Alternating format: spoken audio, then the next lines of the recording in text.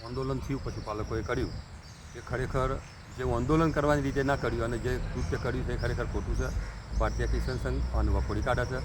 ભવિષ્યમાં આવું આંદોલન ના થાય, સંગઠનની રીતે આંદોલન થાય. અમે આજે એના માટે તો રાજ્ય રજિસ્ટ્રાર HR પટેલ સાહેબને મળ્યા. એમણે એવું કહ્યું કે ભાઈ આજે અમારું ઓડિટનું જે કામ બાકી છે અમે 3 દિવસમાં પૂરું કરી દેવાના છીએ. ત્યાર પછી અમે સહકાર મંત્રી માનનીય જગદીશભાઈ વિશ્વકર્માને મળ્યા. એમણે તો એવું કહ્યું કે અમે સાબર ડેરીને સૂચના આપી છે કે ભાઈ તમે જે ભાવ વધારો બાકી છે તમે ચૂકવી દો. આવો જ ભાવ વધારો 3 ડેરીઓનું જે ઓડિટ નથી થયું એમને પણ ભાવ વધારો ચૂકવી દીધો છે. આવી રાજકોટની, અમરેલીની અને પંચમહાલની ડેરીને ભાવ વધારો ચૂકવી દીધો છે. આવી પણ રજૂઆત થઈ.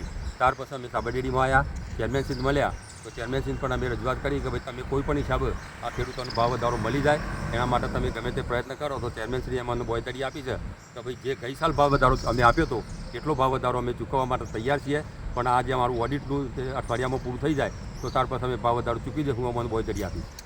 અહીંયા શું કહેવામાં આવ્યું? મેં એવું જ કહ્યું કે જે ગઈ સાલ કરતાં મેં ભાવ વધારો ઓછો નહીં આપે અને ગઈ સાલ જેટલો જ ભાવ વધારો મેં પશુપાલકોને ચૂકવ્યું એવી અમને બોયતરી આપી છે. તો અમે પશુપાલકોને અપીલ કરીએ છીએ કે જે આપણે નુકસાન થઈ રહ્યું છે આજે પશુપાલકોને થઈ રહ્યું છે, સાબર ડેરીને પણ થઈ રહ્યું છે, તો આપણે દૂધ સત્વરે ચાલુ કરી અને આપણે આપણું હિત પણ સાચવીએ એવી અમારી પશુપાલકોને અપીલ છે.